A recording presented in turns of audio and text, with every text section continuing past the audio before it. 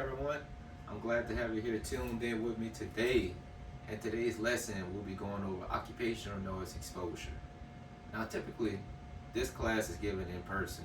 However, with all the advancements in technology and us moving into this new digital age and time, we're here today giving it a YouTube video.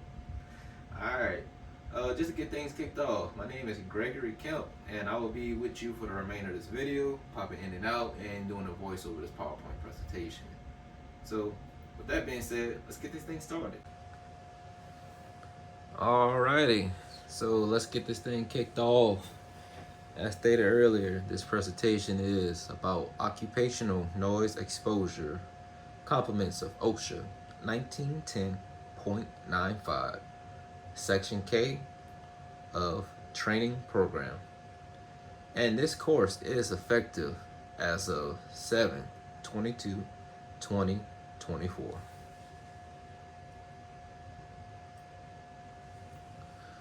Course overview. So this slide highlights everything we will cover today. We'll get started with introductions. Then we'll go over what is the OSHA requirements of Section 1920.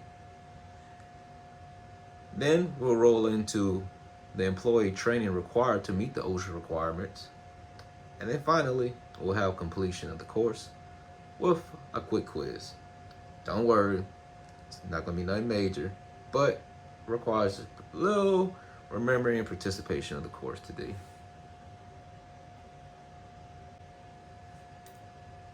All right, introductions. So as I said earlier, my name is Gregory Kemp. A little bit more details about me. I currently work in the Gulf of Mexico, and previous years of experience with occupational noise exposure. I have about 13 years of occupational noise exposure experience. So some will consider me as a subject matter expert in this field of knowledge. The big thing and the reason why we have this training program. Why is this important? We can answer that question by asking ourselves this simple question right here. What would you do if you lost your hearing? Think about that for a second. How do you normally wake up in the morning? Probably from an alarm clock, right? Or you might have got a phone call that woke you up, or a text message notification that rang and rang until you woke up to check out what it was. All those was done from our hearing. Okay, that's just one example of hearing from waking up. How would you talk to someone if you couldn't hear what they're saying? Okay, some might say you can learn sign language. All right, well, you have to learn sign language. That's another task in itself, which is a hurdle. Hearing is very important to us, and that's why occupational noise exposure is critical of knowing and how to prevent it. A quick fun fact from the CDC says that it estimates over 22 million workers are exposed to potentially damaging noise at work each year. 22 million. Whew.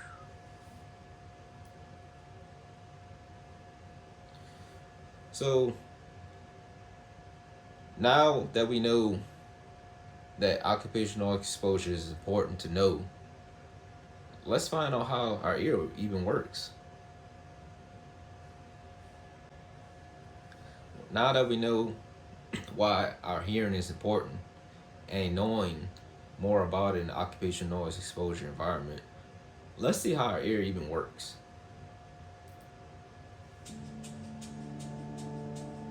Your hearing is a complex system of delicate and interconnected parts that's easy to take for granted. To help you better understand why hearing loss happens, you should first know how your hearing works. Sound is actually a vibration. When something vibrates, like a bell, wind, or a voice, it moves the air around it. The air carries the energy of those vibrations as a sound wave. That's where your ear comes into play. The shape of your outer ear is as unique as your fingerprints, but plays an important role in how you hear. Called the pinna, its funnel-like shape and curves enable you to determine where a sound is coming from, so you immediately know if the source is in front, behind, above, or below you. Sound waves are collected by the outer ear and directed along the ear canal to the eardrum. When the sound waves hit the eardrum, they cause the 3 bones of the middle ear to move. The smallest of these bones, the stirrup, fits into the oval window between the middle and inner ear. When the oval window moves, fluid in the inner ear moves, carrying the energy through a delicate snail-shaped structure called the cochlea. In the inner ear, thousands of microscopic hair cells are bent by the movement of the fluid inside the cochlea. When these hairs bend, it sets off nerve impulses which are passed by the auditory nerve to the hearing center of the brain. Sounds like words, music, or laughter are translated from these impulses by the brain. If any part of this delicate and complicated system of bones, hairs, and fluid breaks down, hearing loss frequently results. As you can see, the ear is an amazingly intricate body part that many take for granted until something goes wrong. If you're interested in more details on how your ears work, talk to your hearing healthcare professional during your visit.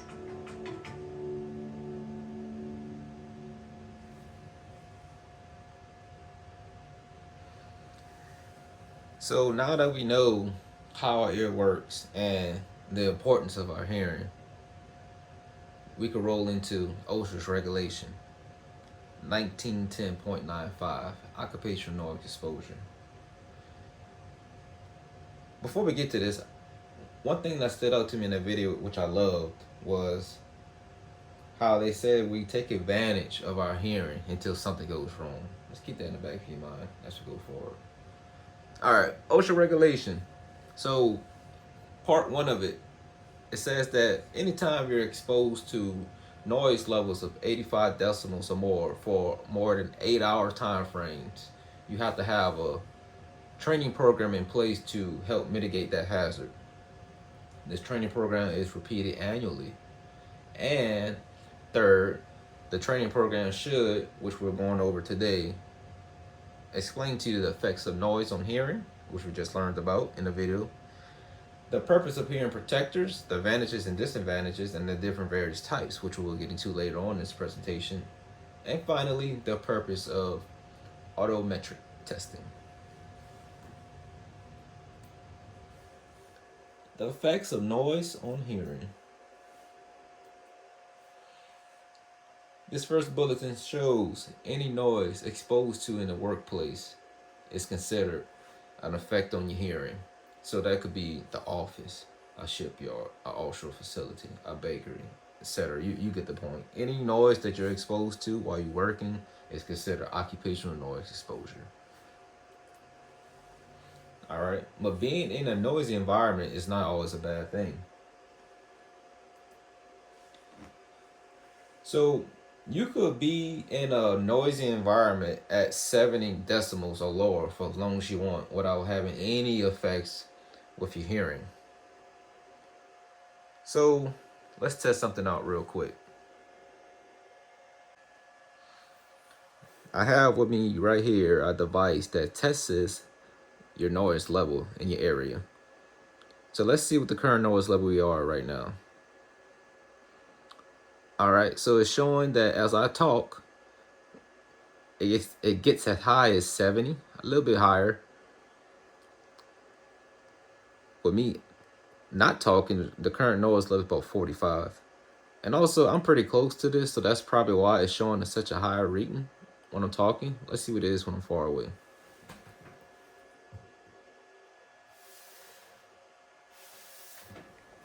Let's see what it gets up to now. It got about as high as 60, so I mean I was pretty close to it when I was talking. That's why I was shooting up to 75. But pretty much how I'm talking right now, regular old conversation. I could talk like this to somebody all day long and I won't damage their hearing.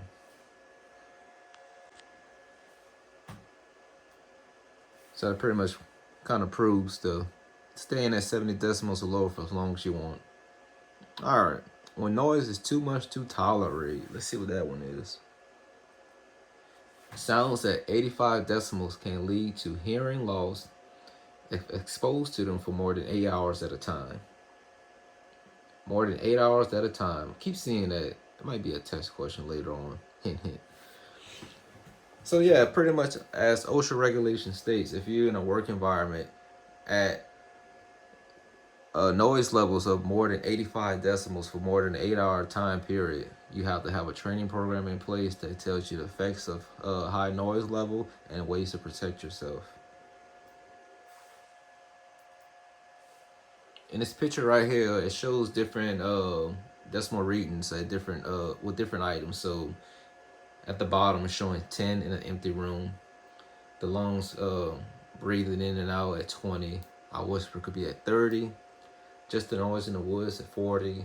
Refrigerator at 50. Talking, which we kind of seen earlier with my device, at 60. Between 60 and 70, depending on how, some people just talk loud. Dishwasher 70. Blenders in the 80 range. So as you can see, it's getting higher and higher. The colors are changing, showing the different risk levels, being more aggressive as you get higher in this chain. And as we continue, this is another chart we have that shows more aggressive sounds. So as you can tell, let's just start at the higher level. A jackhammer can bring you anywhere from 80 to 90. We're already in the danger zone because we're between 80 and 90, 85. We start being exposed to damage levels more than 8 hours at a time. As we continue to go up, see guns, shotgun blasts, firefighter jets. So different things will affect our hearing. So as I said earlier, if we're exposed to noise levels of 85 decibels or more for more than 8 hours, that will start to have potentially damaging effects of hearing. But another thing to keep in mind, if you're exposed to a very loud sound immediately, let's just say a gunshot went off right next to your head with your eardrum, and that loud sound could cause instant permanent damage. Or a firecracker goes off right next to you, right next to your eardrum. Just different things could pretty much take your hearing out immediately. So you don't have to be exposed to those things for more than 8 hours for them to completely take away your hearing. But at a minimum, being at noise levels of 85 decibels or more for more than 8 hours is the beginning of you losing your hearing, potentially. All right, so far we learned the importance of hearing, OSHA regulations, and what needs to be in place in a work environment. So now we're going to roll into the types of hearing protection. So here we have foam earplugs. Some advantages of the foam earplugs are disposable. So put them in, take them out, throw them away. And soft and comfortable. So once you have them in your ear, they can stay in your ear for long periods of time without causing any discomfort. A couple of disadvantages of them. They require clean hands for donning. If you don't know what donning means putting on. It's just a work term. So the way you have to put on foam earplugs is you'll grab it, which I'll show you in a second. You'll grab it and twist it up to pretty much thin like a pencil. Then you'll insert it into your ear. So if you have dirty hands, you twisting up these foam is putting all the dirt on the foam plug and you sticking it right in your ear, and that could lead to infections. So let me give you a quick demonstration how to properly insert on the plug. So you want to twist it up. See the difference of this one? How it's big. This one's thin. Grab your ear, pull it up, insert, leave it there for a few seconds, and you have a proper seal. Another type of hearing protection we have is canal caps. Let's see what's different with these than the foam plugs. Pros, easy to don on and off. Remember that word, donning. And they're lightweight. So pretty much these, how in the previous example we had to twist the foam plugs up to make a proper seal. With these, all you do is put them in your ear and you're good to go. And they're easy to pull on, on and off, and they're lightweight. Some disadvantages will be does not provide the best noise protection. So, like the previous example showed, I'm able to insert that phone plug into my ear canal versus the canal cap which just sits in the beginning of my ear canal. So that's what it means by it does not provide the best noise protection. And another con, not recommended for long-term use. Kind of going back to the not providing the best noise protection. So you're not getting the optimal protection for these canal caps being exposed to noise levels for more than 8 hours using them. You won't get the same protection as you would from the phone plugs. Another type of hearing protection we have is custom molded, which I really do like these. Some pros, as the word says, custom. They're custom fit to fit in your ear and your ear only. And they're durable, which means they last long because of the silicone texture it's built with. And they also have high noise reduction ability. So there's different things you could get added to them to increase the noise reduction that it offers for you in an environment. So that's some good things about it. What's some disadvantages? So some disadvantage will be audiologists must take impression of your ear. I mean, this is something you can do your own. However, you might not perform it correctly. So it's best advised if you get a licensed professional to perform this task.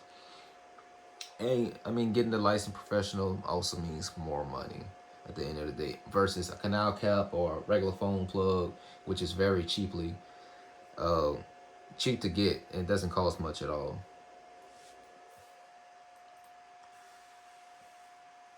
Another type of protection we have is ear muffs. Some pros of this would be one size fits most. Just put them on, adjust the strap. Easy to put on and take off. Simple, right?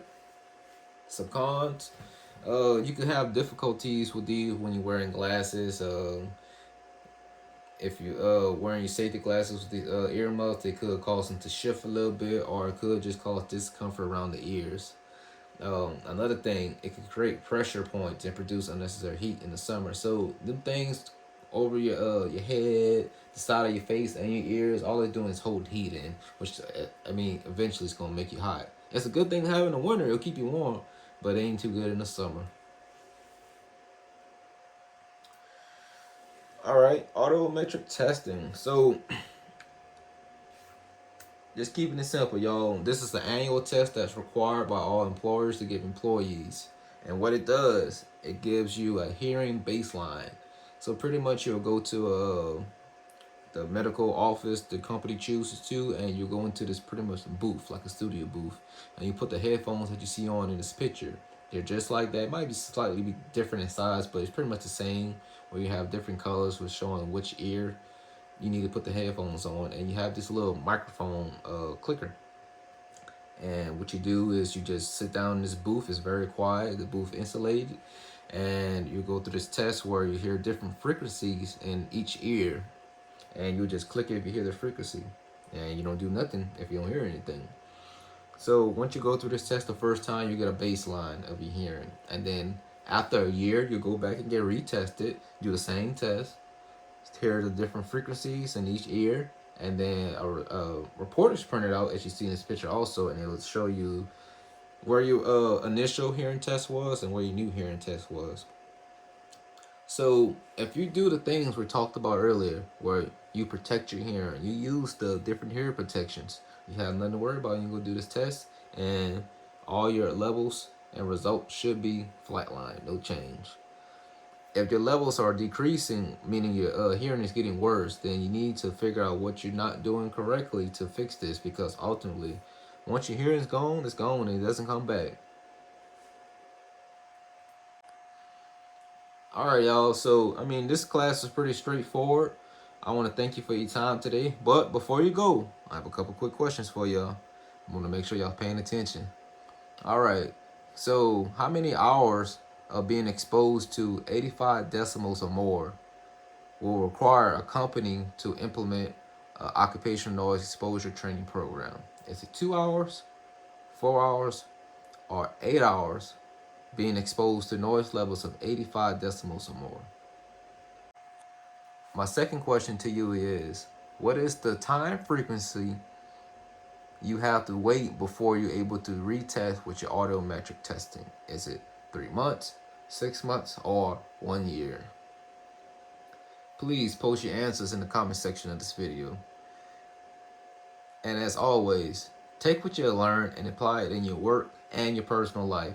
Just because you have to do these things at work because it is for your best and your safety, you're still exposed to many different type of noise exposures throughout the day. As you seen in the pictures earlier, gunfire, lawnmowers, different things could damage your hearing if you're exposed to it long enough. Remember, it's your choice to preserve and protect your hearing. Remember to keep asking yourself, what would you do if you lost your hearing? Keep that back in your head. Keep that in the back of your head. I appreciate y'all. I hope y'all like this video and you find it helpful and informative. Have a great day.